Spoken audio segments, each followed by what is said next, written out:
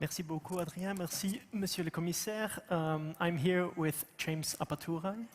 James is Deputy Assistant Secretary General for Emerging Security Challenges at the North Atlantic Treaty Organization.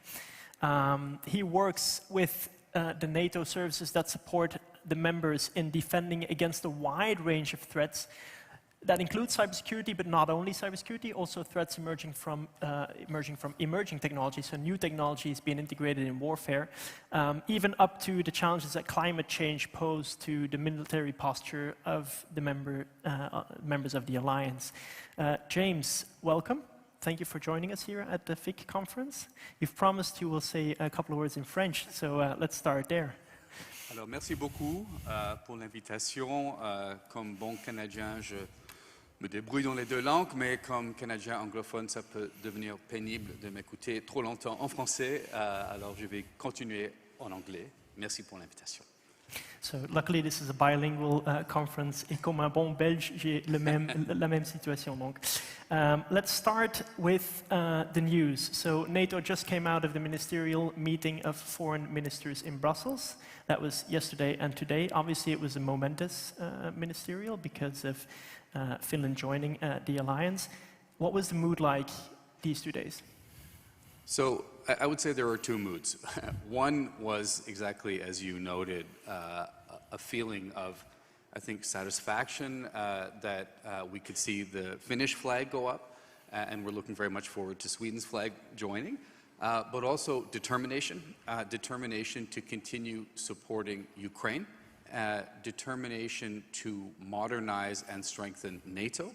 And when I say modernize, that means when it comes to traditional military hardware, but it also means new technologies, emerging and disruptive technologies which have emerged and are disrupting. Mm-hmm. Now, the past year, the alliance has obviously been focused very hard on the Ukraine war and supporting Ukraine in those efforts.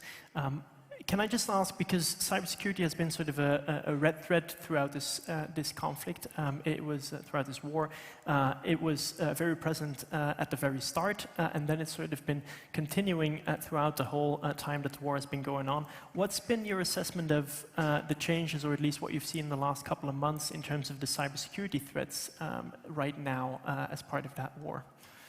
Well, I'll come to that in a second, but actually what I'd like to do is maybe go back a little bit before the war, and that is just to note that the cyber attacks on Ukraine from Russia really started ramping up in 2014 after they took Crimea. And I mention that because it's important to understand that Ukraine had years to prepare, and they did. And I sometimes get the question, you know, why aren't Russian cyber attacks effective? Did they not use them? Did they not try? No, they did. They have. They do. But one of the essential elements of Ukraine's defense was that they prepared. And they prepared meaning good cyber hygiene, modern training, support from outside, relations with industry. And as a result, when the Russian wave of attacks really started, as you quite rightly noted, just before the actual physical attack and then continuing ever since, they had a bit of a cushion, and as a result they were successful. What do we see now?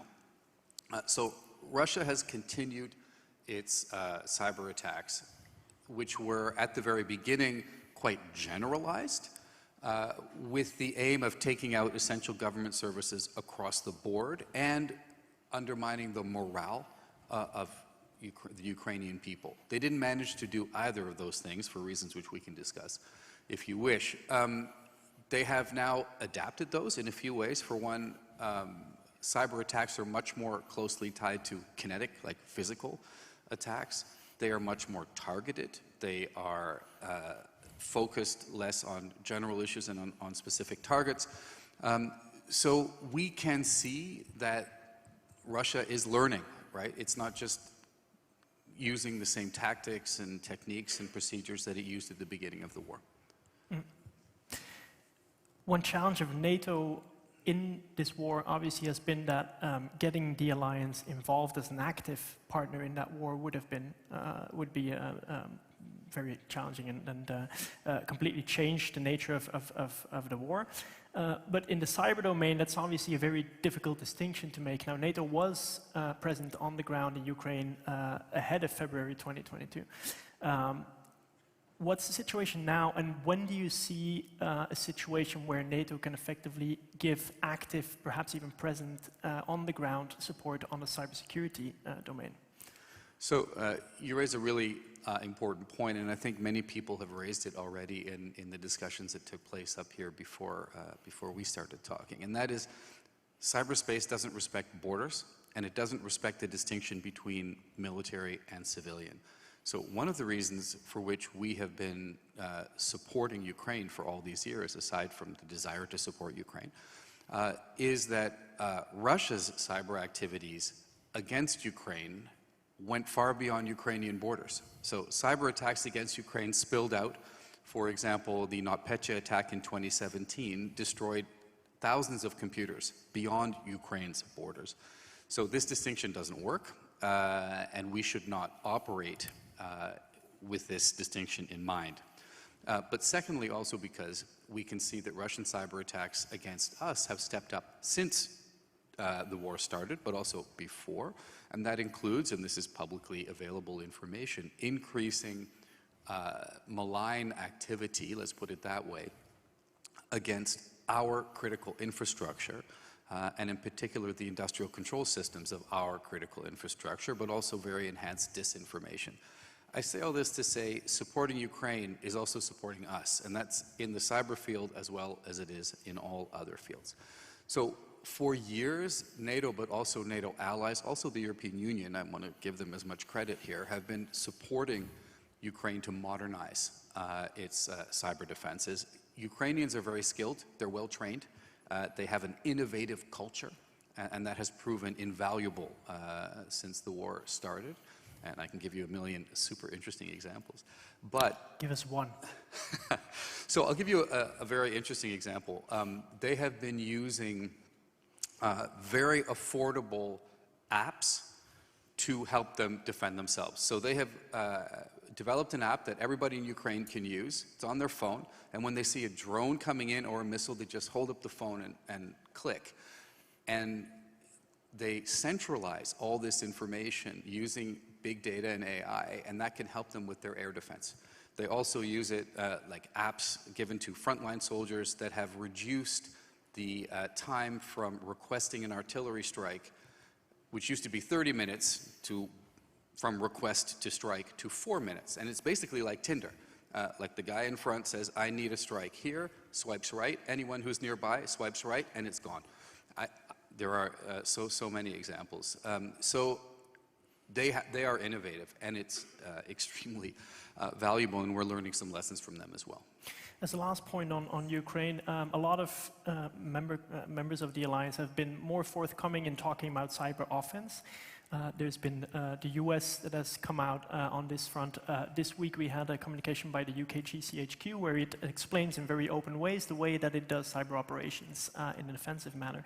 I'm just wondering what you think is NATO's role there. To what extent can it actually support members, and what are the limits in supporting cyber offensive operations?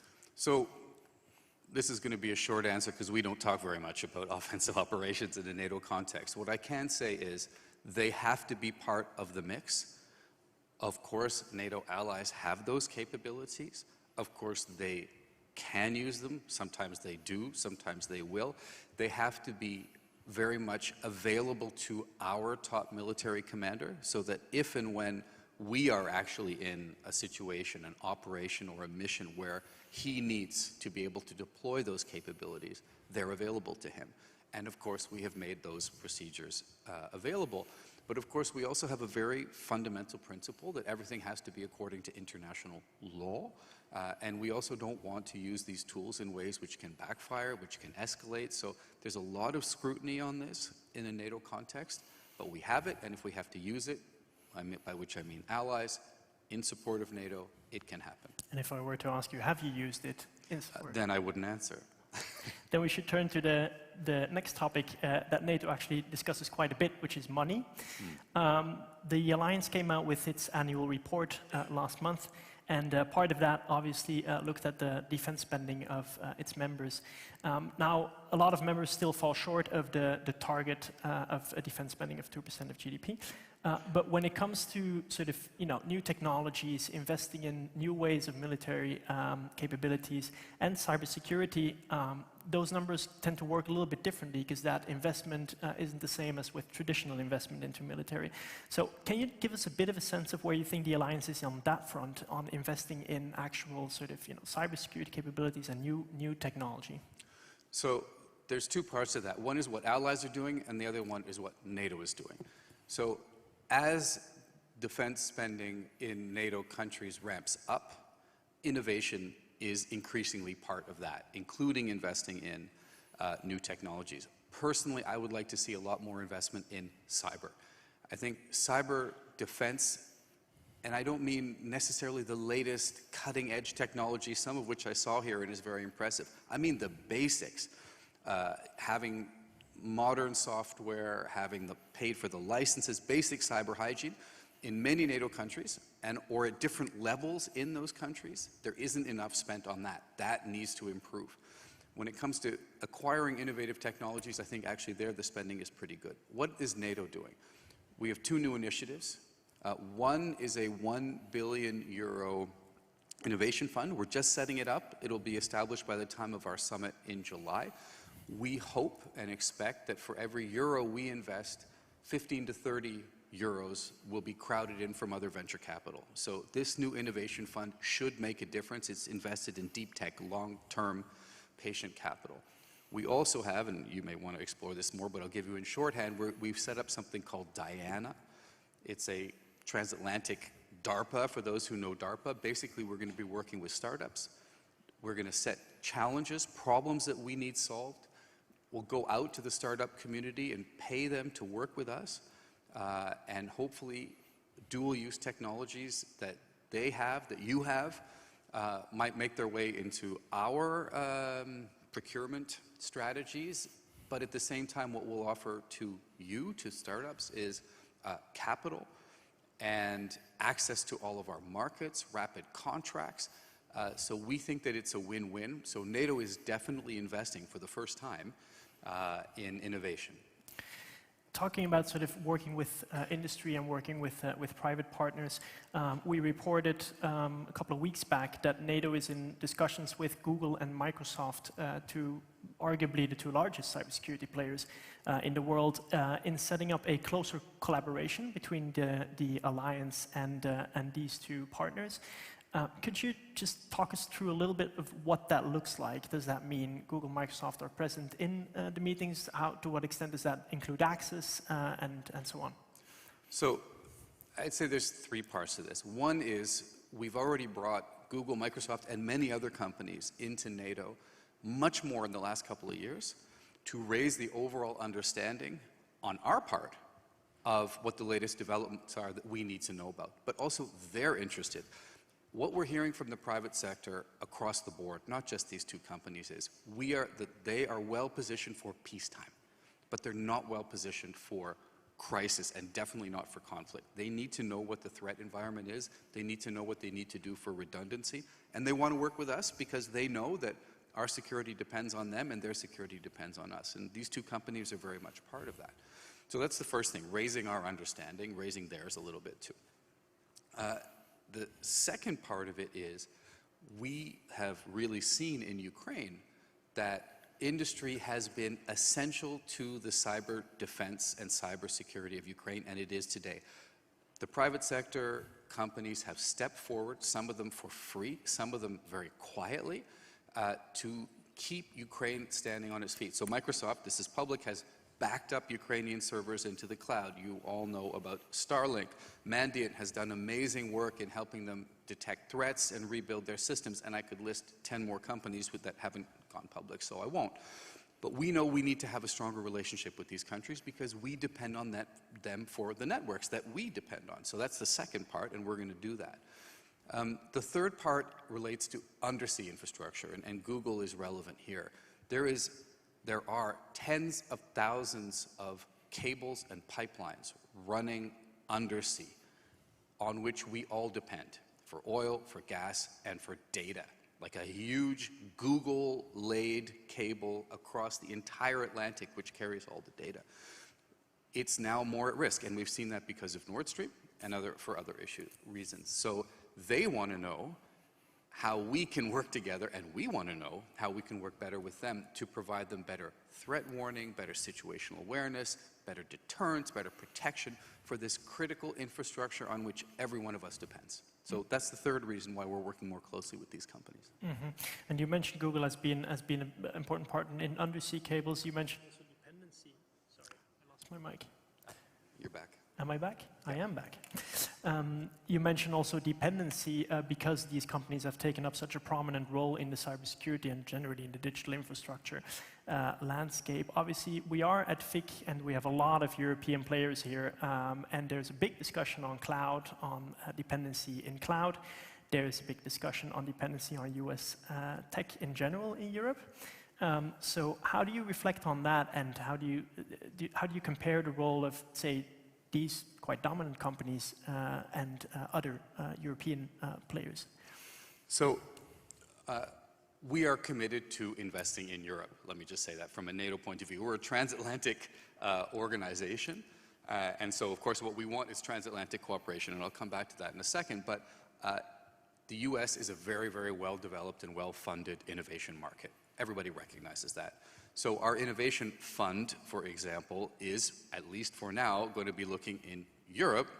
We have 22, soon 23, maybe 24 countries of the NATO alliance contributing to it, and the fund will invest there. They're all in Europe.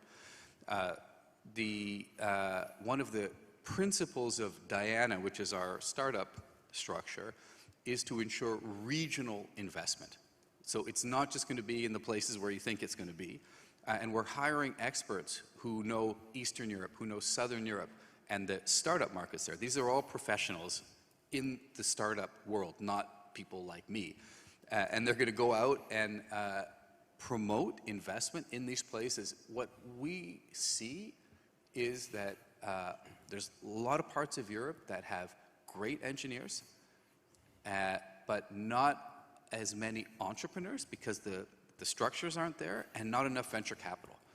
So we have a network of test centers and accelerator sites and money that we can then bring to these places. The US has all the venture capital I think it could possibly want, and a lot of entrepreneurs and a lot of engineers. So I think there'll be a real benefit for Europe. A challenge is to ensure that the challenges that we set and the investments that we make are complementary to and coherent with everything you just heard from Thierry Breton, because we can't confuse the market. We shouldn't all be investing in the same thing and leaving gaps. So we're working really closely with them, and I'm working with his deputy in his office precisely to ensure that we have, a team effort for this. So it'll help Europe, it'll help NATO, but the final point is we cannot have silos. Not Europe on one side, America on the other side. The international environment does not allow for this kind of strategic competition between us. We're a family, and we need to work together. No silos, that's something the European Union likes to hear. As a last topic, we've discussed Ukraine, obviously that links to Russia. We haven't really gotten into Chinese technology and the challenges that China poses to NATO allies, including in supply chains, tech supply chains. I want to just pick out one topic because it's been so much in the news lately. A lot of defense ministries of allies within the alliance have taken steps in just the past weeks to prevent staff from using Chinese social media app TikTok. I want to ask you what NATO's current policy is on using TikTok on NATO phones. I can say with confidence you will not see TikTok on a NATO-owned platform. And the reasons are very clear, and I think everybody here understands them. China has a policy of civil-military fusion, meaning everything civilian can be used for military purposes. It has a law whereby every server in China, every Chinese server anywhere, must provide all the data that goes through those servers to the Chinese government. Chinese surveillance tech in Asia, in Africa, in Latin America is feeding data from those cameras back to China. So there's every reason to be concerned about how Chinese tech is accessing our personal and potentially professional data. And so, as I say, you will not see TikTok on a NATO platform. As a very last question there, that's a very, very good answer to a question about risk, I feel. The challenge with TikTok is it has a very young user base, and I understand you have 2 children. So my other question as a follow-up and as a last question is, how do you do that explanation to ordinary users of TikTok who maybe don't have the same security background or understanding of data and cybersecurity, and without using terms like civil military fusion? Yeah, it's a good question. First, I tell them it's going to make them dumb, but not just TikTok in that case, because I've looked at it and it makes you dumb. But what I tell them and what I have told them is, it's one thing if WhatsApp has your data, because they're not handing it over to the government and they won't. It's a different thing when all your personal information is going to a government that isn't necessarily friendly to you. And you know what I've told them, I don't want to go on too long, but GPT-4 is going to be potentially a fire hose of disinformation. If your personal data is linked to that tool, someone can target to me disinformation, non-stop, fresh, looks amazing, and it's tailored exactly to the things that I like to look at.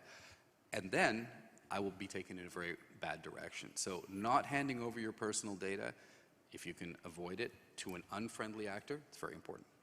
Thank you very much. We have to wrap it up there, but it's been a wonderful discussion. Thank you so much. A round of applause for James Appathurai.